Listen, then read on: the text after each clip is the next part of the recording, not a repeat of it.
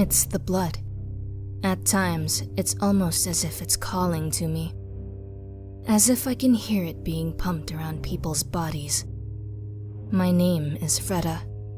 My earliest memory is my parents bathing me in blood. It's not a part of me I like, but it's a part of me I have to live with. My parents taught me from a young age how to live with it.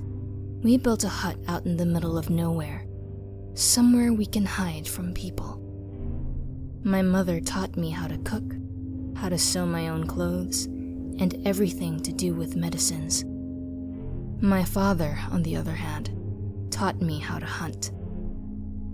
We would go out into the forest, and, using a bow and arrow, we would hunt down and kill our prey. Blood is never the same when the creature is dead. But, in its last few seconds, as they are clinging to life, it never tastes as good. Don't get me wrong. Animal blood is nothing compared to a human's blood. But I'd rather kill an animal than a person. Once my mother and father had died, I had no one. I thought the urge for blood was bad. It's nothing compared to the urge of human contact.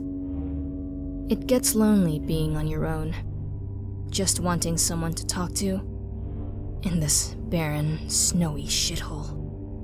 But I knew I could not have contact with anyone. No one can know about me.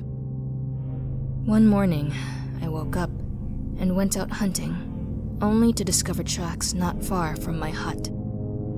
Tracks! Tracks mean people. Fresh snow fell overnight, so they couldn't be that far behind. Without even thinking about it, I started following the tracks. I had no idea what I would do when I found them. I just needed to make sure they wouldn't return. I kept following the tracks, and my mind was running wild with every possible situation, except for what actually happened. I was on top of a hill looking down at the people, chasing after a little girl. 3 of them, a strong one, a fat one, and a bald one who seemed to be the leader. I never knew their names. That's just how I remembered them. Strong one, fat one, bald one. They were following her tracks, and finally caught up with her. The strong one caught up first and dragged her by the hair back to the others. It was obvious what they wanted to do. My bloodlust was getting too powerful, and they deserved it. I fired an arrow into a tree to get their attention. They all turned towards me as I slid down the hill and walked towards them. No arrow would take the fun. I wanted to enjoy it. I grabbed the strongest one, nails digging into his face as he screamed. I dragged him closer and started ripping into his throat.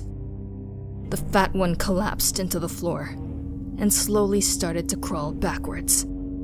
From the size of him, he wouldn't be able to get far, so I turned my attention to the bald one. He had his arm around my throat, trying to pull me off. I bit the veins in his wrist. The blood sprayed into my mouth.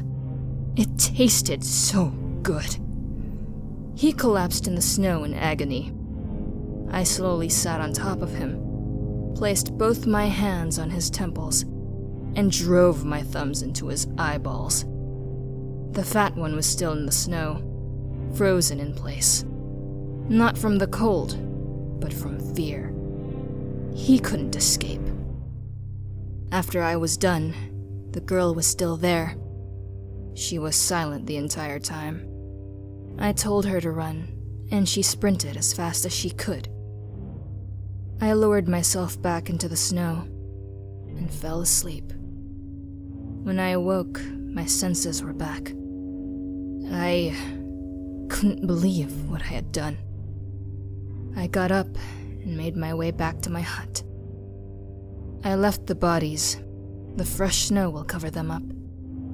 If anyone found them, my tracks would be long gone. Hello everyone, thanks for watching. Don't forget to follow us on Facebook and Twitter and subscribe for future content. This was performed by me. You may call me Rin, or Reaper-esque, or the Sweet Reaper. I kind of have 2 usernames I can go by, but whichever one you like. My links are in the description below.